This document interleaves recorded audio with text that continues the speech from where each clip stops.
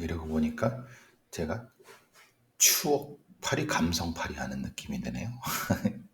추억팔이 감성팔이는 아니고요. 언젠가는 좀 제 자서전까지는 아니더라도 한번 얘기는 해보고 싶은. 그래서 제가 우리 CDL 그 생방 본격적으로 들어가기 전에 이 비슷한 얘기들을 같이 할 수 있는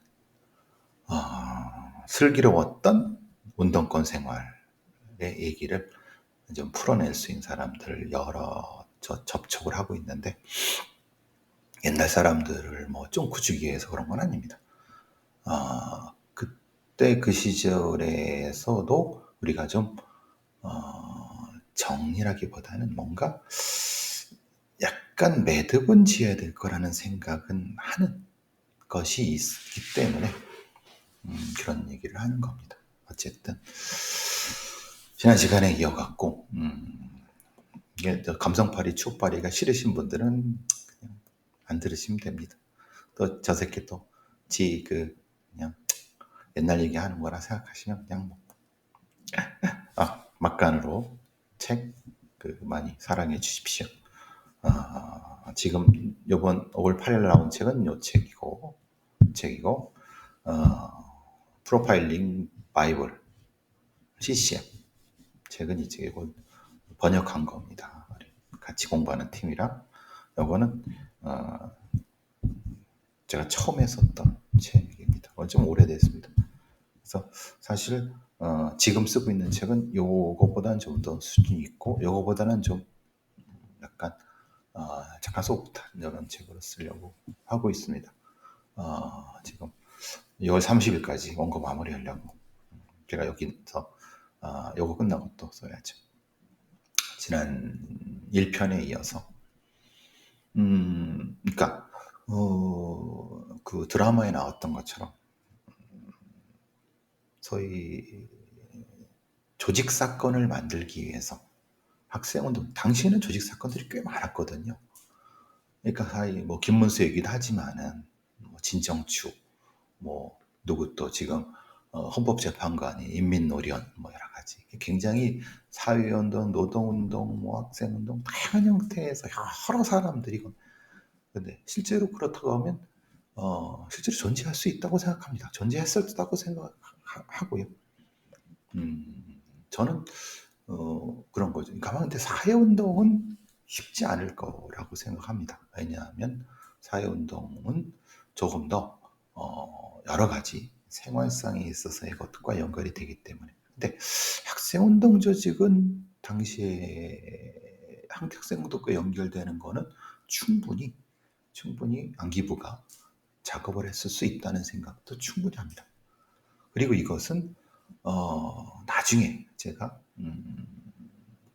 제가 성북경찰서에서 근무했을 때 퇴직한 옛날 정보과 형사들 뭐 이제 아름아름을 알아서 이런저런 얘기 술 먹다가 얘기하면, 술 먹었을 때 뭐 그냥 막 허풍을 떨었을 수도 있지만 제가 은근슬쩍 물어보고 그래도 사실 뭐 충분히 확답은 안 해도 비슷한 얘기들을 한 적은 있습니다. 그러니까 사실 생각해 보면은 있었다고 보는 게 맞습니다. 그리고 그러니까 근데 저는 하필 그게 제가 잠깐 접촉했던, 몸은 다 맞다고 보기는 그렇고, 그건 뭐 몸은 다 저한테 프락션이 들어갔던 그쪽 애들이 거라고 생각을 합니다. 왜냐하면 저와 관련된 저를 프락션했던 사람이 나중에 보니까 와, 우리나라의 최고의 언론사의 굉장히 높은 사람의 가족이더라고요. 사실 뭐 그럴 수 있죠. 왜냐하면 뭐 생각해보면 뭐 조국이나 아니면 뭔가 이 서울대에서 운동했던 사람들, 조국은 뭐 학생운동은 하진 않았지만은 예를 들면 비슷한 그런 사람들 중에서 꽤 사회적인 지위가 있는 사람도 가족이 있을 수 있으니 그건 별거 아닌데 이제 어쨌든 그것도 좀 무심스러웠고 가장 의심스러웠던 거는 뭐냐면 그들의 신천지 같은 프락션 방식, 이걸 프락션이라고 해야 되나? 어떻게 보면 비겁한 거고 어떻게 보면 이게 기생적인 거죠. 이게 뭔지 아시죠? 예를 들면은 다른 조직, 다른 어떤 학생운동 조직이나 이런 데에다가 그거를 이제 마치 그런 쪽인 양 프락션을 한 다음에 그거를 싹 사람을 탁 빼오는 방식입니다. 이게 신천지 방식이죠, 확실히. 그러니까 당시에도 아마 PD 운동권 쪽에 있던 사람들도 그 조직을 그래서 사실은 싫어했던 것 같습니다. 근데 그게 또 그 사람들은 어떻게 보면 후발주자 아니면 신생 조직에서 그 정도 낼 수 있지 않냐라고 하는 아주 되게 이제 당황스러웠던 기억은 그런 거죠.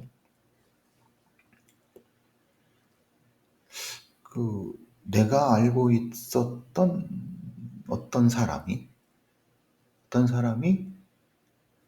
이 다른 쪽에서 예를 들면 PD 쪽 어느 분파에서 잘 키워져서 그 조직을 대표하는 단과대 학생회장이라든가 그 단과대 학생을 넘어서 총학생회장으로 키우는 경우가 분명히 있습니다.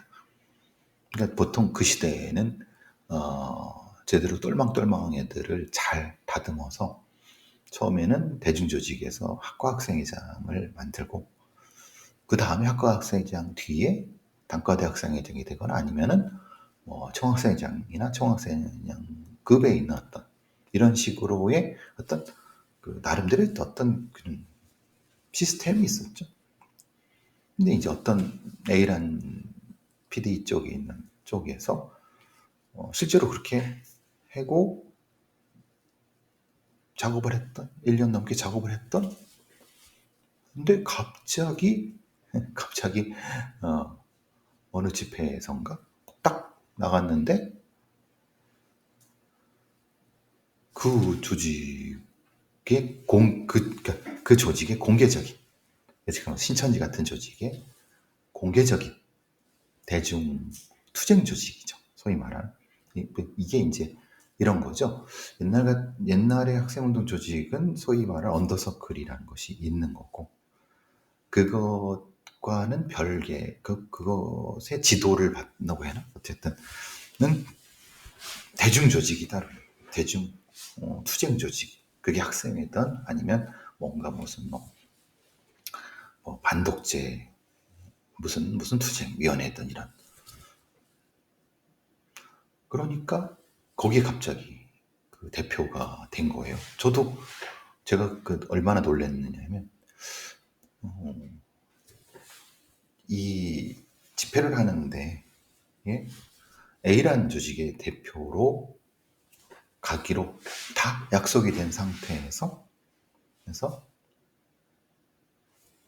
갑자기 그날 그 시간에 다른 조직의 대표로 가게 됐으니까 다 어떻게 보면 다 속인 거죠. 그럼 그걸 속인 것이 맞나? 그렇게 할 수 있겠지. 왜냐하면 은밀하게 왜냐하면 정권의 경찰과 안기부의 탄압 이런 걸 방지하기 위해서 뭘 할 수 있지. 그런데 그게 같이 운동하는 다른 운동 조직에 대한 기본적인 예의는 맞나? 근데 이런 거죠. 그게 예의를 차릴 건가? 알아서 그 약육강식으로 아니면 서로 능력 있는 쪽이 먹으면 되는 거지. 근데 그건 또 아닌 것 같아요. 왜냐면 어떤 일정 정도 아무리 그 운동판이라도 룰이라는 것이 이제 있는데 그런 식이었죠. 이제 다시 말씀드리면 그렇게 됐기 때문에 욕도 많이 먹었을 것 같고 근데 희한하게 욕은 그렇게 먹었는데 나중에 보니까 나중에 보니까 슬금슬금 확대되더라고요.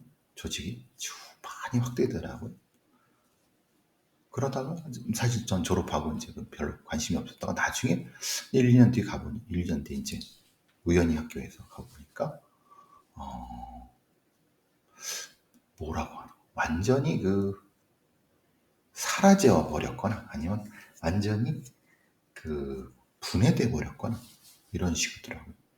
그래서 이제 그런 의심을 하는 거죠. 아, 이게 사실은 그러니까 이제 그런 조직 사건이 터져갖고 무엇인가를 그런 알짜배기 학생운동에 있는 좀 싹수 있는 애들을 그런 식으로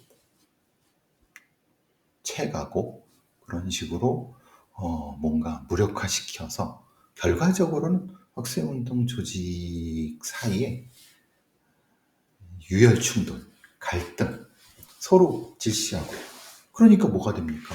여러분 어느 교회에 가서 교회 앞에 신천지 출입금지 이런 거 보이시죠? 똑같습니다. 그런 식으로 몇 번 당한 조직들은 이건 완전히 원수가 되는 거죠. 오히려 이런 경우가 생기는 거죠. 옛날에 PD와 NSI는 총학생회장 선거를 통해 굉장히 치열하게 막 이렇게 했지만 실제로 이 조직이 그렇게 그 지랄을 하면서 그런 행동을 하면서 오히려 맨날 쪽과의 싸움보다는 이걸 더 원수적으로 이렇게 되는 그런 형태가 많았던 거죠.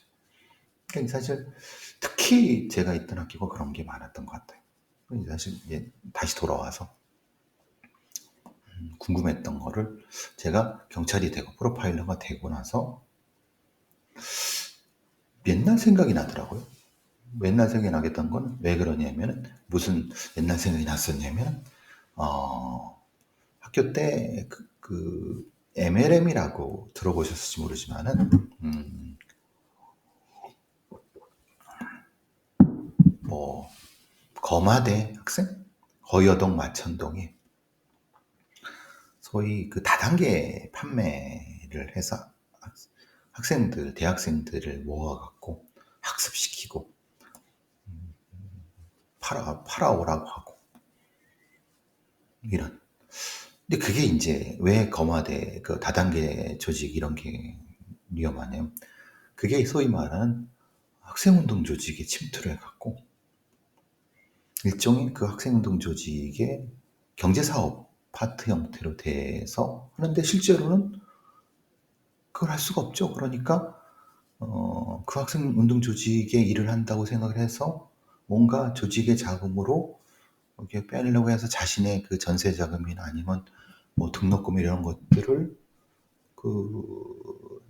다단계 상치에 바치는 거예요. 나중에 그걸 깨닫고 정신적 충격받아갖고 자살하네. 정신병원 가네. 그래서 그때쯤에 90년대 중반 그때쯤에 이렇게 자살하고 그냥 학교 그만두고 피해가 막 심했거든요. 그러니까 오히려 이 범죄 조직에 이 학생운동 조직에 침투해갖고 학생운동을 말아먹는. 근데 사실 생각해보면 그게 범죄 조직이었을까? 아니 그게 아니라 차라리 그 범죄 조직을 가장해서 아까 말씀드린 소위 말하는 이 정보기관 애들이 그렇게만 조금만 틀어버리면은 실제로는 손 안 대고 코 푸는 경우가 많았다는 거죠. 그러니까 그런 식으로 학생운동 한답시고 갔는데 그렇게 돈을 갖다 바친 게 사실은 그런 다단계 사기 조직이면은 뭐 서로 난리가 나고 거기다가 이제 성적인 폭력 문제라든가 아니면은 이런 부분들 뭐 좀 안 좋은 부분들이 많이 생기면서 제 아는 애라든가 후배들이 미치거나 아니면 정신병원 가고 자살하고 이런 그걸 보면서 실제로 그때 이제 비슷한 일이 벌어지면서 그때 생각이 났던 거죠. 그래서 한번 그거를 다시 한번 찾아봐야 되겠다라고 해서 저 나름대로 근무 시간 외에 한번 훑어본 적은 있었죠. 그리고 그만둔 다음에 이제 어떻게 그때가 이제 비 오는 날이었던 것 같아요. 그 관련된 사람들의 집을 이제 그만둔 뒤에 찾아가게 됐고, 그러면서 대충의 얼개를 알게 됐죠. 그러니까 아마 현실적이 이게 확정할 수 없습니다만은 확실히 정보기관 애들, 특히 안기부 쪽이라든가 정보과 형사 애들이 작업을 친 건 맞는 것 같아요.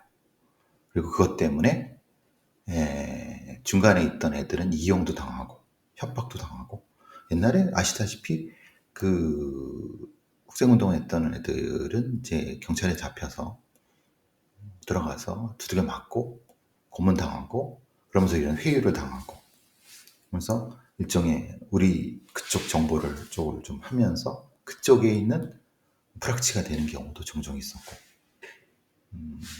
더 심각한 경우는 그렇게 하다가 그런 가짜 조직, 그러니까 흔히 말하는 위장 조직을 만드는데 이렇게 쓱 들어가서 나중에 이제 관련된 애들은 스스로에 대한 도덕적인 것 때문에 감당 못 해갖고 죽거나, 아니면 그냥 여유가 있는 애들은 아예 외국으로 이민 가거나. 이게 사실은 학생운동, 그 대중운동이 확대된 학생운동 시기 90년대, 80년대, 90년대, IMF 전까지죠.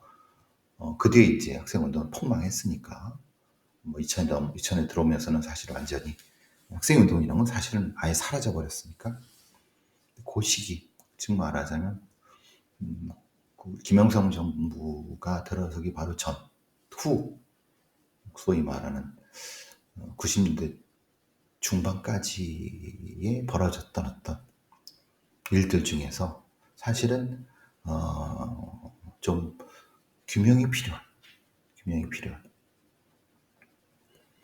제가 이제 그 학생운동을 했고, 그걸 통해서 금배지를 달고 있는 놈들을, 물론 계속 그 새끼들도 저를 싫어하지만 제가 그네들을 싫어하는 이유 중에 하나는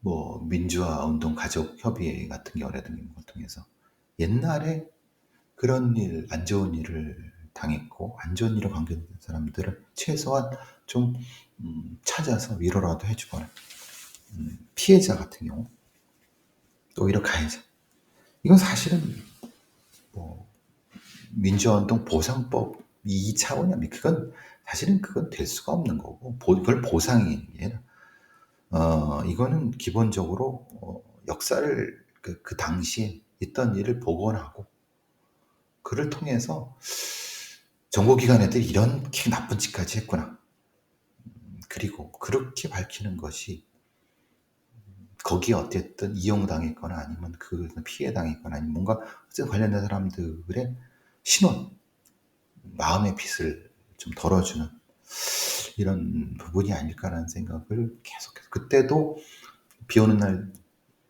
찾아갔던 그 시기에 찾아가서, 사실 저는 그때 좀 민간인이었죠. 좀 두들겨 패려고 했습니다. 근데 사는 게 너무 처참하더라고요. 그래서 더 이상 뭐 그 이상은 말씀드리기 어려운데, 그런 면도 있었고,